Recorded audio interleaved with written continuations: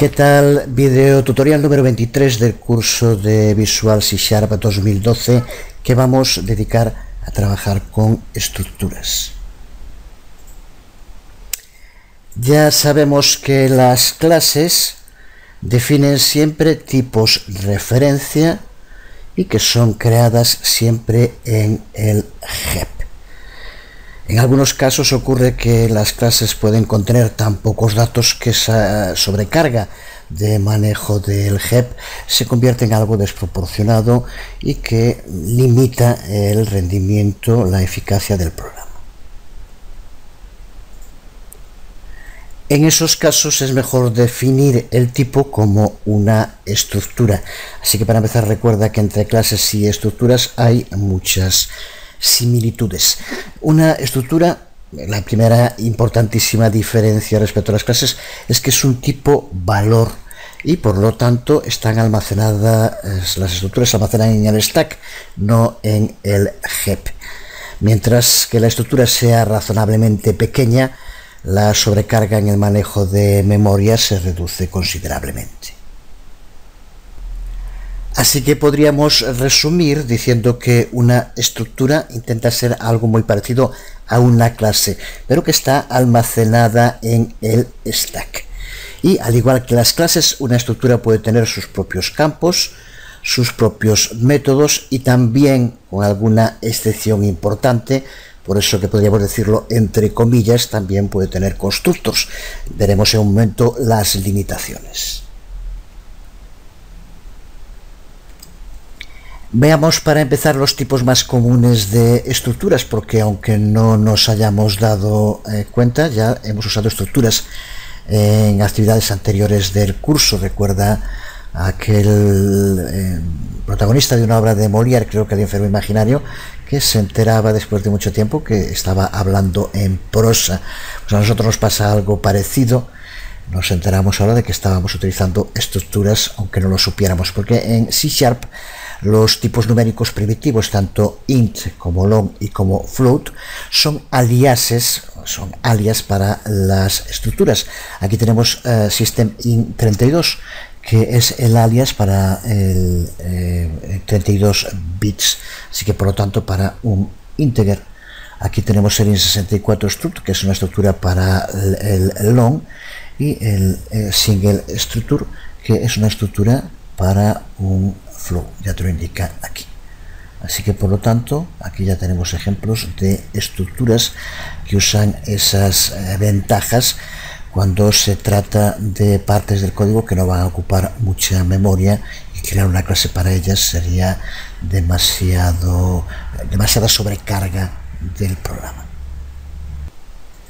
Todas estas estructuras, como pasa con las clases, aquí podemos verlo, tienen sus propios campos y sus propios métodos. Aquí tenemos métodos. Por ejemplo, todas estas estructuras cuentan con un método que ya conocemos mucho, el método toString, para convertir un valor numérico en su representación string. Por eso todas estas declaraciones que aquí vemos son totalmente legales. Aquí vemos cómo convertimos un integer en su correspondiente string usando el método toString. Esto es posible porque este integer es realmente una estructura. Lo mismo ocurre con el resto de las declaraciones, que estoy seguro que no es necesario a estas alturas explicarle a nadie. Lo cierto es que no es muy normal ver en código el uso del método toString, porque cuando usamos console.write_line, en caso de que necesite convertir de un valor numérico a un string, ya lo hace automáticamente cuando es necesario. Así que por lo tanto es código totalmente válido, pero que es innecesario. Es más común usar algunos de los métodos estáticos que poseen estas estructuras. Por ejemplo, en anteriores videotutoriales hemos usado el método staticInParse, que, como ya sabemos, convierte un string a su correspondiente valor integer. Pues lo que hacemos en este caso realmente es invocar al método parse de la estructura int32. Así que de nuevo con este método estamos usando estructuras. Estas estructuras también incluyen campos. Ya decíamos que las estructuras podían tener tanto métodos como campos. Y también ya hemos trabajado con alguno de ellos. Por ejemplo, algún campo static útil es int32 más value, que sería lo mismo que int más value, o int32 min value, que, como también ya sabemos, indican el valor máximo que puede contener un integer y el valor mínimo que puede contener un integer. Vamos a resumir todo esto en una tabla que puedes ver aquí en pantalla. Puedes hacer una captura de pantalla si quieres para guardarlo como referencia, en el que vemos los tipos primitivos en C# y sus tipos equivalentes en el Microsoft Name Framework. Y aquí puedes ver si se trata de clases o estructuras. Puedes ver como las únicas clases que aquí tenemos es string, ya hablamos de que era una clase system string, y los objetos system object. El resto, como aquí puedes ver, son estructuras. Veamos entonces cómo podemos declarar nuestros propios tipos estructura. También, ya viéndolo, creo que no tiene nada que explicar. Usamos la palabra clave struct seguida por el nombre del tipo, aquí vemos, lo llamamos tiempo, y seguido por el cuerpo de la estructura entre llaves de apertura y cierre. Sintácticamente el proceso es muy similar a declarar una clase, así que aquí declaramos tres campos public, integer, de nombre, horas, minutos y segundos, que forman parte de la estructura tiempo. Pero, como ocurre con las clases, y ya hemos dicho, hacer los campos de una estructura public no es una buena idea prácticamente nunca. Así no hay modo de controlar el valor que van a contener esos campos public. Por ejemplo, cualquiera podría configurar el valor de los minutos o los segundos con datos que estén por encima de 60. Así que, como siempre, una idea mejor es hacer los campos private y proveer después con constructors o con métodos para inicializar y manipular estos campos. Así que modificamos este ejemplo,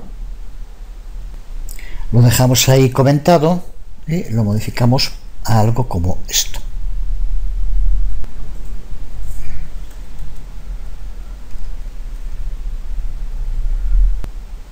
Veremos en un momento las diferencias entre clases y estructuras, pero de entrada indicar que por defecto no podemos usar muchos de los operadores comunes con nuestros propios tipos de estructura, como este tiempo que estamos creando. Por ejemplo, no podemos usar operadores como puede ser el operador de igualdad, que ya conocemos perfectamente, en nuestras variables de tipo estructura, pero sí podemos usar un método preconstruido, el método preconstruido equals, que se encuentra por defecto con todas las estructuras y nos permite compararlas. En próximos videotutoriales veremos cómo podemos implementar nuestros propios operadores. Resumiendo lo visto hasta ahora de clases y estructuras, cuando copiamos un valor de tipo variable tenemos dos copias del valor, mientras que cuando copiamos una referencia de tipo variable tenemos dos referencias al mismo objeto. Esto es lo que debemos tener en cuenta a la hora de determinar si usar estructuras o usar clases. Usamos estructuras para pequeños valores de datos, en los que puede ser igual de eficiente copiar el valor como sería copiar una dirección, y usamos clases para datos más complejos que son demasiado grandes para que puedan ser copiados de un modo eficiente por el programa. Pues si está esto claro, podemos ver ahora un poco más en detalle las principales diferencias entre una clase y una estructura. La primera gran diferencia entre estructuras y clases es que con las estructuras no podemos declarar constructors por defecto. Ya sabemos que los constructors por defecto son los que no tienen parámetros, como vimos en su momento cuando hablamos de las clases. El ejemplo que aquí vemos podría compilar sin problema si fuera una clase. Creábamos un constructor por defecto que sustituye al que crea el propio compilador. pero al tratarse de una estructura esto no puede hacerse y nos devolvería un error en tiempo de compilación. La razón de que ocurra esto es que cuando trabajamos con estructuras el compilador siempre genera un constructor por defecto. Ya vimos que con las clases solo genera si no lo creamos nosotros mismos. Si nosotros creamos un constructor que no tenga parámetros, el compilador ya no lo hace. En el caso de las estructuras no es así. El compilador lo crea siempre y por lo tanto no podemos crearlo nosotros.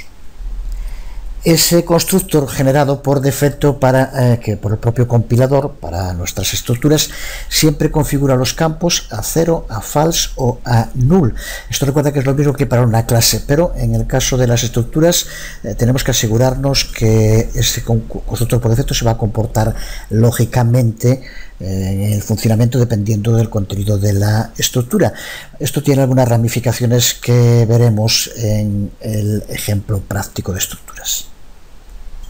Decíamos al empezar este video tutorial que las estructuras podían contener constructos pero con algunas peculiaridades. Acabamos de ver una. Pero a pesar de que las estructuras no puedan tener constructos, no puedan crear sus propios constructos por defecto, sí que podemos inicializar campos diferentes proveyendo un constructor que sea no por defecto. Sin embargo, aquí también hay otra importante diferencia respecto a las clases. Cuando hacemos esto, el constructor no por defecto tiene explícitamente que inicializar todos los campos en nuestra estructura. La inicialización por defecto deja de llevarse a cabo si lo hacemos para alguno de los campos. En el caso de las clases ya vimos cómo podemos inicializar alguno y el compilador inicializa los otros con un valor que puede ser 0, puede ser null, dependiendo del tipo de campo. Así que si en una estructura creamos un constructor no por defecto, tenemos explícitamente que inicializar todos los campos de esa estructura. La inicialización por defecto deja de producirse. Si no hacemos esto, tendremos un error en tiempo de compilación. Y lo vemos aquí en otro ejemplo. Si esto fuera una clase, esto compilaría sin problema, silenciosamente le daría a segundos un valor de 0 y funcionaría sin más. Sin embargo, al ser una estructura, si intentamos compilar esto, tendremos un error. Una tercera diferencia importante es que en una clase podemos inicializar campos instancia en su punto de declaración, mientras que en una estructura no podemos. De nuevo, este ejemplo se ve claro. Esto, si fuera una clase, compilaría sin problema. Aquí, como vemos, inicializamos el valor del campo horas a 0. Sin embargo, al ser una estructura, tendremos un error en tiempo de compilación porque no se puede inicializar estos campos instancia en el punto en que se declaran. En esta tabla que ves en pantalla resumimos las principales diferencias entre una estructura y una clase. Una estructura es un tipo valor y una clase es un tipo referencia. Una instancia de estructura se llama valor y vive en el stack, mientras que una instancia de clase se llama objeto y vive en el head. Las estructuras no pueden declarar constructos por defecto, las clases sí. Si creamos nuestros propios constructors, en las estructuras el compilador sigue creando el constructor por defecto, mientras que en las clases no se hace. En una estructura el compilador no inicializa los campos que no inicialicemos nosotros, por lo tanto hay que inicializarlos todos. En una clase, si no inicializamos algún campo, lo inicializa automáticamente el compilador. Y por último, en las clases podemos inicializar los campos instancia en el punto en el que son declarados, mientras que en las estructuras no puede hacerse. Existen otras diferencias entre clases y estructuras que se refieren en concreto al tema de las herencias y lo veremos cuando cubramos ese tema. Con lo visto hasta ahora ya tenemos que entender perfectamente cómo podemos definir un tipo estructura. Y una vez definido un tipo estructura podemos usarlo exactamente del mismo modo que con cualquier otro tipo. Por ejemplo, si hemos definido la estructura tiempo, como decíamos antes, a partir de aquí podemos ahora crear variables, podemos crear campos y podemos crear parámetros de tipo tiempo. Y lo mismo que decíamos con las enumeraciones, también podemos crear una versión nullable de una variable estructura usando el modificador del signo de interrogación. Así que podemos asignar el valor null a la variable de tipo tiempo, hora actual, usando el modificador. La clave está en entender bien cómo se inicializan las estructuras. Antes hemos dicho que toda estructura tiene un constructor por defecto. Esto significa que podemos inicializar los campos de una estructura llamando a ese constructor, como vemos aquí en esta línea de código. Las distintas reglas que acabamos de describir nos garantizan que todos los campos en la estructura serán inicializados. Así que este gráfico resume como la situación en la que nos encontramos cuando llamamos al constructor por defecto.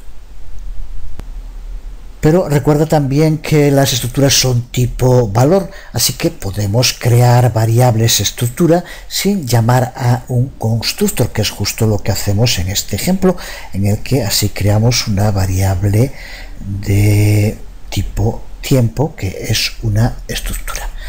De este modo la variable se crea, pero sus campos se dejan en un estado sin inicializar. Así que este gráfico resume el estado de los campos en la variable ahora. Cualquier intento de acceder a los valores de estos campos resultaría en un error de compilación. Pero recuerda que en ambos casos la variable de tipo tiempo que hemos creado ahora se crea en el stack. Ya sabemos también que podemos crear nuestros propios constructors en una estructura, pero también explicamos que un constructor en una estructura debe siempre inicializar explícitamente todos sus campos. Es lo que vemos en este ejemplo de creación de un constructor dentro de la estructura tiempo. Y este sería el modo de inicializar una variable llamada ahora, llamando a un constructor que es el que hemos definido nosotros aquí arriba. Y en este gráfico podemos ver el efecto que tendrá el uso de este ejemplo. Pues con esto debemos tener claro todo lo necesario para empezar a ponerlo en práctica. Es lo que haremos en el siguiente video tutorial, en el que llevaremos a cabo una práctica completa con la creación y uso de un tipo estructura, y también nos servirá para profundizar en algún tema más. Pero será en el próximo video tutorial. Por hoy quedamos aquí nada más. Os habló Jesús Conde. Nos vemos.